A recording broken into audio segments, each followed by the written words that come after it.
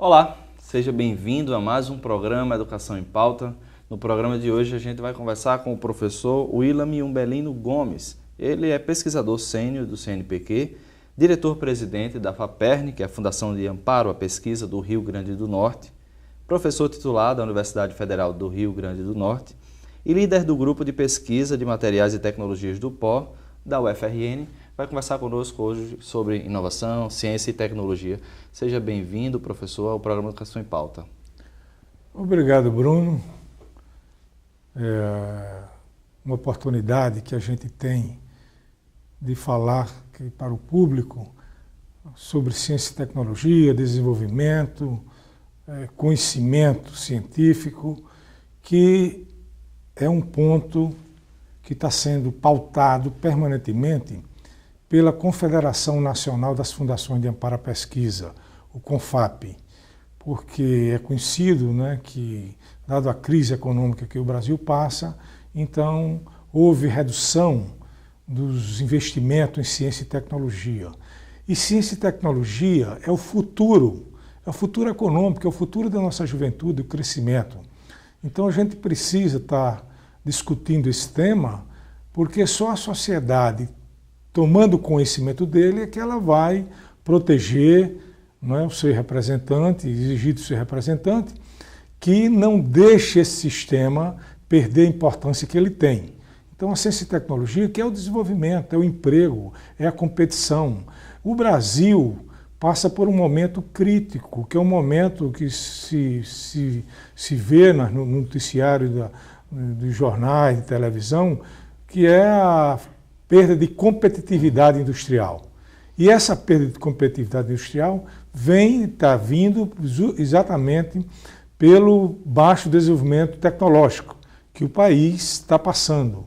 E isso é uma coisa que a gente tem que lutar, porque o Brasil é um país que está aí a sexta, a sétima, ou então, digamos assim, mais preciso, porque essa oscilação está entre as 10 maiores economias do mundo.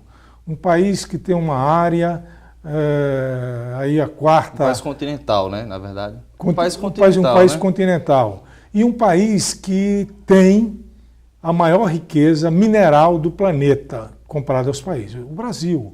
E essa riqueza mineral, ela precisa de tecnologia para se transformar em riqueza, porque o recurso mineral ela é commodity. A gente não quer vender só commodity, como se vende minério de ferro. A gente quer vender produto acabado, a gente quer vender computador, quer vender máquinas, quer vender equipamentos eletrônicos, que é onde está a agregação de valor que a gente chama, a riqueza. Concorrer no mercado internacional. Concorrer no mercado internacional. Já estivemos na quinta economia do mundo, né, há pouco tempo. E hoje em dia a gente vive outra realidade. Segundo o que o senhor vem mencionando, o senhor acredita que essa falta de estabilidade, como vinha acontecendo, vem por conta do mercado internacional competitivo ou vem mais por uma ideologia política diferente, como vinha acontecendo? Não, o problema é que realmente o Brasil entrou numa crise financeira. E a crise financeira atingiu o sistema científico e tecnológico no sentido dos investimentos. Por exemplo, esse ano está tendo um grande corte nos investimentos em ciência e tecnologia. E todas as instituições voltadas para esse setor, então, notadamente, a Confederação Nacional das Fundações de Amparo à Pesquisa, onde a FAPERN toma parte, tem debatido isso, e a recomendação é que nós levemos para os estados debates dessa natureza que estamos fazendo aqui agora. O que é levar para a sociedade a importância do investimento em ciência e tecnologia, para que o país não perca a competitividade internacional.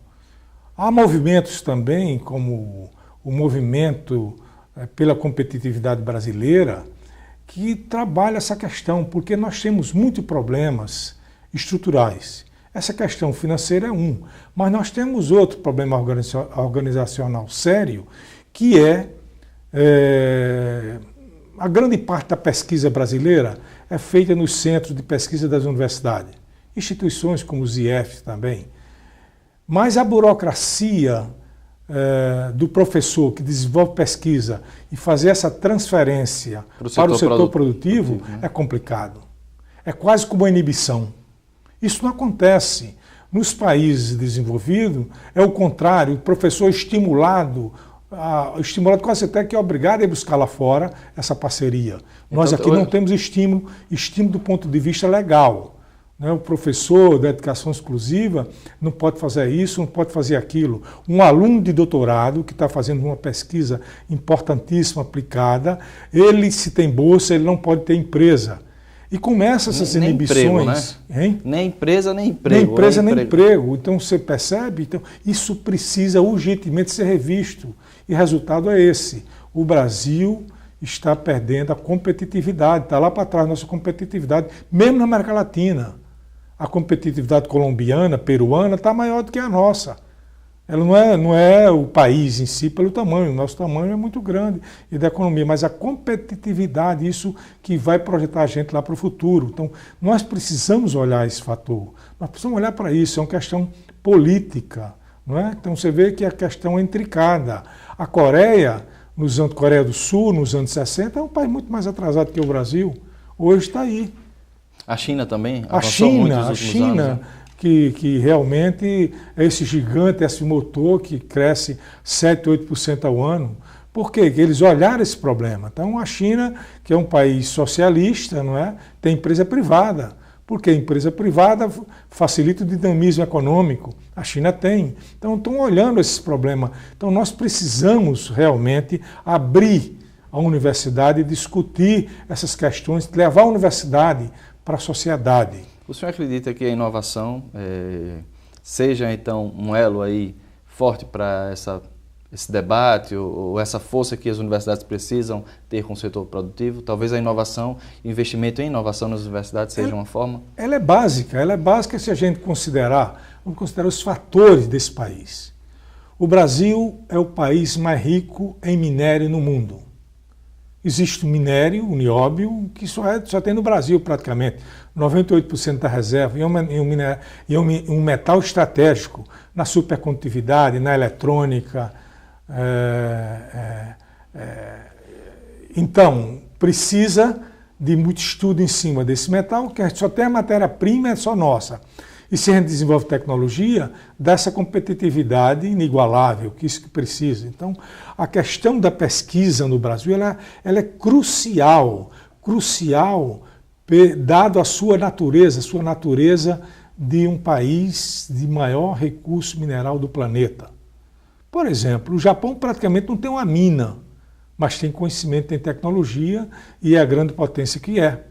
Agora você imagina, o Brasil do tamanho que ele é, tendo uma competência científica forte com o recurso que tem, ele é imbatível na competitividade internacional. Mas o problema é que passamos por essa série de problemas, sempre se repetindo, que precisa ser vista, não é? Nossos centros de pesquisa precisam não ter oscilação. A nossa pesquisa não pode sofrer essas oscilações de financiamento, não é? Passando por altos e baixos. A gente precisa ter uma pós-graduação muito forte para manter isso aí, porque a pós-graduação só existe com pesquisa. A pesquisa com o jovem lá desenvolvendo novas tecnologias e ter uma estrutura que facilite esse conhecimento ser transferido. Não é só a questão da patente, a patente é importante, mas a patente precisa ser negociada. Para ela ser negociada, ela precisa dessa interação. A empresa vir para a universidade e a universidade ir na empresa. Isso tem facilidade burocrática. Tem que ser uma via mão dupla, absolutamente de mão dupla. É a maneira de realmente ter isso aí, como acontece no primeiro mundo. Essa mão dupla é permanente, é até quase como obrigação, não é? Nós aqui não temos estímulo, tem pesquisa e financiamento, mas para produzir patente, né, nós já temos um conjunto a universidade a UFRN tem um setor de patente muito dinâmico, bem gerido, mas a estrutura universitária não tem abertura para essa interação universidade-empresa, não tem cultura, nós precisamos ter essa cultura. Tá? Então, como criar essa cultura para grupos de pesquisa, centros de investigação que tem talvez digamos assim, até uma demonização do mercado? Exatamente. E essa cultura, ela só é criada realmente com a administração universitária ter a preocupação de que a legislação precisa mudar. Mas não é só a universitária, aqui, a brasileira, o Ministério, o governo federal, o governo estadual e municipal precisa mudar no sentido de flexibilizar a legislação de um professor que é dedicação exclusiva, de um estudante que tem uma bolsa de pós-graduação, ter facilidades burocráticas de interagir com o setor produtivo, de levar seu conhecimento para o setor produtivo. Porque, como é hoje, é uma dificuldade total. E o que a gente vê realmente é isso, né? Aqui e acolá alguns centros produtivos, como a gente vê hoje em Santa Catarina, e eu conversei já com esse pessoal, por exemplo, olhando isso, Santa Catarina conseguiu, internamente na sua universidade, facilitar a vida de pesquisadores, a vida de estudantes, trazer a universidade para levar a universidade para a indústria, trazer a indústria para dentro da universidade, e isso ser visto com bons olhos por toda a comunidade, porque hoje ainda não é bem visto, você não vê muito empresário dentro da universidade.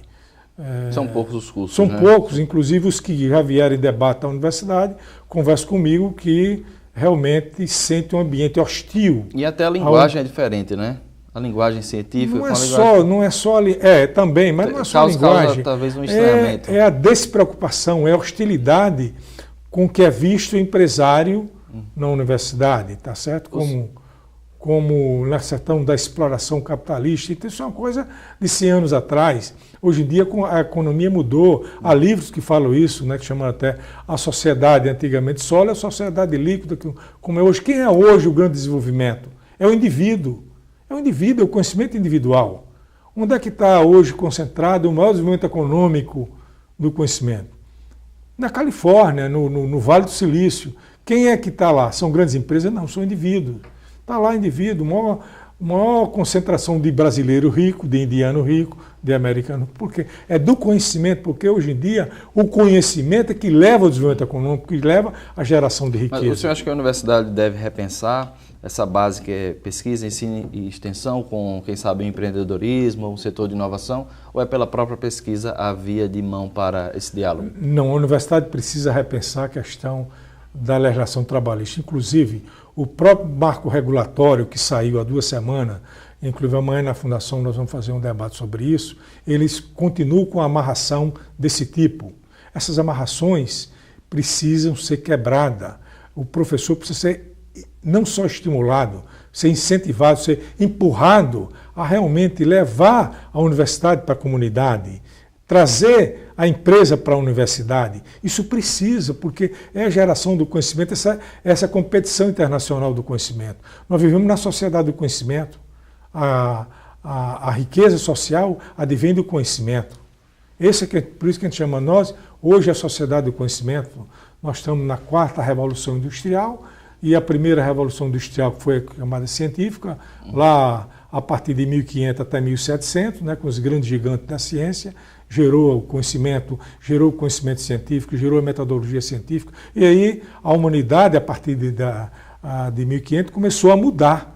Saber que o conhecimento gerava desenvolvimento econômico, desenvolvimento social. E hoje é mais uma técnica científica e informacional também, né? Hoje é informação, quer dizer, o que vem hoje é essa nova sociedade que está numa mudança permanente. Você vê que a própria economia ela muda permanentemente. O telefone celular ele muda todo ano. O software muda dia a dia. Então, o que era 100 anos atrás uma coisa de acúmulo de bens, hoje é um acúmulo de conhecimento. O conhecimento. O Schumpeter chamou até, quer dizer, a economia destrutiva, no sentido que o conhecimento novo está superando, tirando conhecimento estabelecido. Vou precisar fazer um intervalo, mas muito dessa tecnologia também é gerida nas universidades, né? A gente volta a falar sobre isso, sobre as patentes no segundo bloco do programa Educação em Pauta, e eu faço convite, não saia daí, a gente volta já.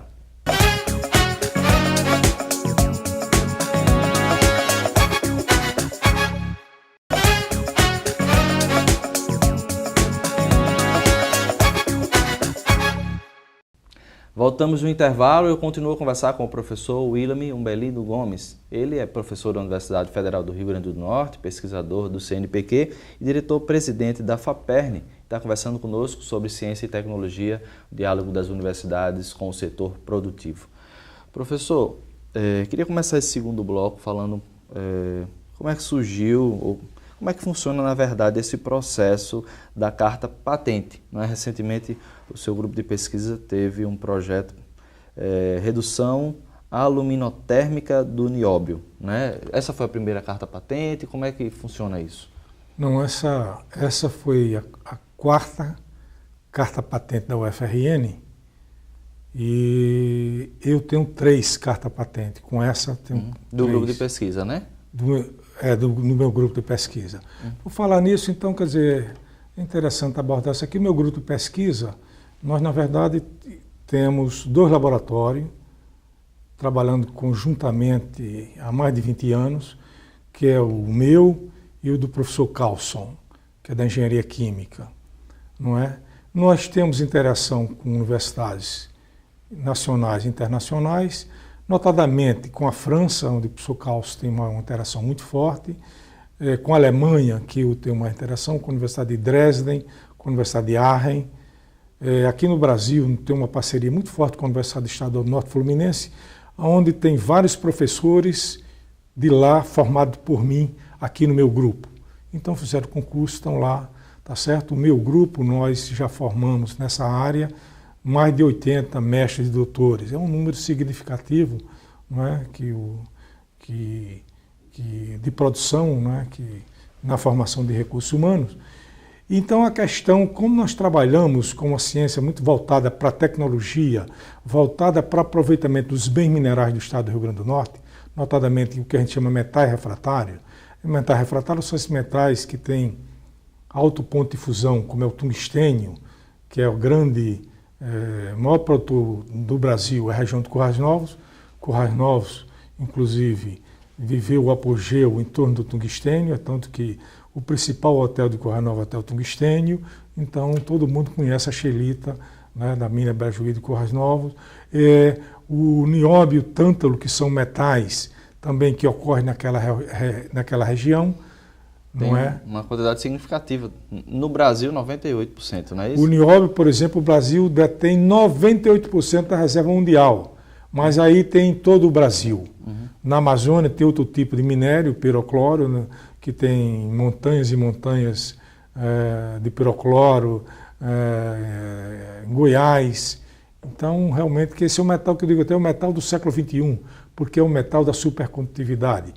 E aí, as patentes, o que é uma patente? A patente é um conhecimento que você registra como propriedade daquela tecnologia que foi desenvolvida. Tá? A UFRN, na atual gestão, tem trabalhado fortemente nessa organização, então tem o NIT, o Núcleo de Inovação Tecnológica, que tem um pessoal muito competente, conduzido pelo professor Aldair, que registra essas patentes juntamente na parceria com o Instituto Nacional da Propriedade Intelectual, Propriedade Industrial, o INPI. Né? A UFRN tem vários pedidos, eu acho que já passou de 100 pedidos de patente, e já obteve 4 patentes, carta patente. Então, esse é um dos problemas, que esse processo de patenteamento ele dura um tempo excessivamente longo no Brasil. Está chegando a em torno de 10 anos. É muito tempo para essa evolução de mudança contínua que a gente tem, né, na evolução do conhecimento. Então, isso é um fator que prejudica muito o Brasil. Mas é importante que esses setores nas universidades brasileiras estão começando a se organizar. E é uma forma também de financiamento da própria pesquisa, né? É recebido em royalties, né? Como é que funciona? Aí vem, é uma forma da universidade, então a universidade tem a patente, ela toma conta, cuida da patente, e nós, autores, temos um percentual. A universidade também tem um percentual dela, até para cobrir os custos, foi tudo desenvolvido dentro dos laboratórios da universidade, há um pagamento para o Instituto, o INPI, para o Instituto Nacional de Propriedade Industrial, que a universidade executa isso. Agora, a patente é o instrumento de negócio para a indústria, passar para a indústria, então passa a patente, tá certo? Então, o NIT está começando a trabalhar isso. Então, a universidade, isso é novo ainda no Brasil, então está começando agora, não é, começando agora essa negociação. Por exemplo, em particular, no nosso grupo, nós estamos começando a ser procurados por empresas nacionais, investidores internacionais, que estão começando a conversar, a negociar. Então, esse é um processo de conversação, negociação, porque quando você adquire uma patente dessa, uma patente tecnológica, tem que fazer a transferência de tecnologia para a indústria. E isso leva a toda isso que a gente tinha falado no primeiro bloco, essa interação. A indústria dentro da universidade aprendendo e a universidade na indústria implantando. Então esse realmente é o processo da patente, que é, por exemplo, o governo americano ganha fortuna, a Alemanha está em primeiro lugar nesse sentido de venda de patente, o Japão. Então é um negócio que esses países já sabem que é uma fonte de riqueza para eles. A gente não sabe ainda, está aprendendo agora. E se está aprendendo agora, nós precisamos otimizar esse setor, não é, da pesquisa tecnológica das instituições de ensino e pesquisa, que é essa negociação, Bruno. Então, essa coisa é um fato importante e isso passa por todo o processo dos agentes envolvidos, como os pesquisadores, seja estudante para graduação, seja professores, para eles terem liberdade de estar negociando, vendendo. Direto, né? Inclusive tem uma lei, né? A Lei da Inovação Tecnológica 10.973 de 2004, né? Que faculta as instituições científicas, tecnológicas e de inovação. Exatamente. Essa lei já trouxe alguma coisa, quer dizer, permitindo o professor pesquisador, naquela área que ele pesquisa, a ter uma indústria. Tá? Mas ela ainda é limitada no sentido que, por exemplo, os estudantes, em relação aos estudantes, mesmo em relação aos professores, porque para ele ter essa indústria nesse marco, tem que tirar a licença da universidade. Você percebe? Então começa essa coisa. Os americanos, por exemplo, isso não existe. Eles são estimulados a ir atrás da indústria, ou montar a indústria e trabalhar lá. Quer dizer, eles têm direito a 2, 3 meses por ano, está fazendo isso, que é o processo da venda, sem nenhum quebra do seu vínculo contratual com a universidade.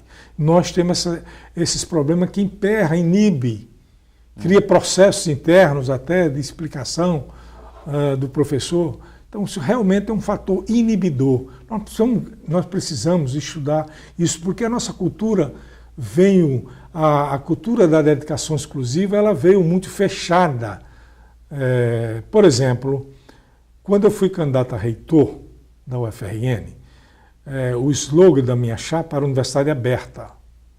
A oposição, que trabalhou isso muito bem politicamente, mas eu considero um erro ideológico da instituição, é dizer que a minha proposta era privatizar a universidade. Percebe? Então, não é privatizar a universidade, o reitor não tem poder de privatizar a universidade, mas inibiu esse movimento de abrir a universidade. Nós precisamos abrir a universidade. Senão a gente perde essa competição internacional que nós estamos perdendo. Vê que nos índices internacionais de competitividade, a cada ano, nós estamos andando para trás. E esses são fatores que precisam ser olhados. Olhado sem paixão política, sem isso aqui, olhado no intuito de tornar o Brasil um país grande como ele é. Não é vender, gerar riqueza, gerar emprego, que é isso que nossa juventude está precisando de buscar. O senhor fala dessa abertura, desse processo de competição econômico também, e como é que o senhor avalia, ou se tem dentro dessas pesquisas, a gente falou desse material, nióbio, né? Pesquisas que são de acordo com a realidade regional. Não é? Por exemplo, hoje o Rio Grande do Norte tem muito serviço, né? Uma área significativa na economia, mas tem frutas, indústria têxtil, são outras realidades do turismo, né? É serviço mais, né? Então, e é um estado que está é um dos menores estados do Brasil, mas ele está entre os maiores produtores minerais do país. Petróleo também, né? Petróleo, o sal brasileiro praticamente sai daqui, minério de cerâmica, calcário, os metálicos, como nióbio, tanto tungstênio, o maior produtor de tungstênio do Brasil. Então tem a importância também das pesquisas serem de acordo com essa realidade. Exatamente. Gemas, nós só produzimos pedra, nós não sabemos lapidar, nós não produzimos joias, que é a grande riqueza da gema. Então isso o que é que falta... A natureza nos cede e a gente manda, né? O caso do petróleo, mas não tem refinaria não temos. Exatamente. Né? Por exemplo, aqui citando, até a gente estava conversando aqui há pouco, O Rio Grande do Norte é o maior produtor de sal do Brasil. Mais de 90% sai daqui. Nós não temos um centro de tecnologia do sal. Porque o sal não é só para a cozinha. O sal é para várias indústrias, notadamente a indústria farmacêutica, mas há outras indústrias, indústria de materiais compósitos. O sal está envolvido, o magnésio. Né? O magnésio é um metal da indústria automobilística. O sódio, etc. Então, nós não temos um centro de tecnologia do sal. Há competição com o nosso sal? Há, risco há. O Chile produz o salgema. É louco para botar salgema aqui. Tá certo? Então a gente tem que ter esses mecanismos de competição, de competitividade. Esses mecanismos é o estudo, são os centros tecnológicos, centros de pesquisa. Por isso essa importância de formar gente é sempre importante, porque são recursos humanos de alta qualificação que geram isso. Os países que são desenvolvidos é porque eles começaram, não, também na Europa. Por que a Alemanha é desenvolvida, a França, a Inglaterra, a Itália, a Europa de modo geral? Porque desde o início do desenvolvimento científico, eles entraram forte. Parte disso que veio para os Estados Unidos foi forte. Então os Estados Unidos se tornou... Na verdade, ele deu um salto muito grande no século XX, porque ele pegou os cérebros da Europa e levou para lá e transformou na potência que é hoje. Nunca existiu uma potência forte como nós fomos retardados. A nossa ciência e tecnologia começou nos anos 50, mas nesses 60 anos demos saltos enormes. Precisamos continuar dando esse salto. Então tem certos fatores como o recurso de financiamento. Precisam ser mais efetivados, né? Infelizmente eu vou precisar pausar aqui porque a gente terminou a entrevista, o nosso tempo acabou, mas agradeço por o senhor ter aceito o nosso convite de conversar um pouco sobre ciência, tecnologia, inovação, as patentes aqui no nosso programa. Obrigado, Bruno. Então, estou sempre disposto para a gente estar debatendo isso. Como eu falei no início do programa, nós precisamos realmente discutir com a sociedade a importância desse setor para a gente não perder o futuro da nossa juventude. Muito obrigado, professor. Muito obrigado pela sua audiência. A gente se vê na próxima semana com mais um programa Educação em Pauta. Até lá.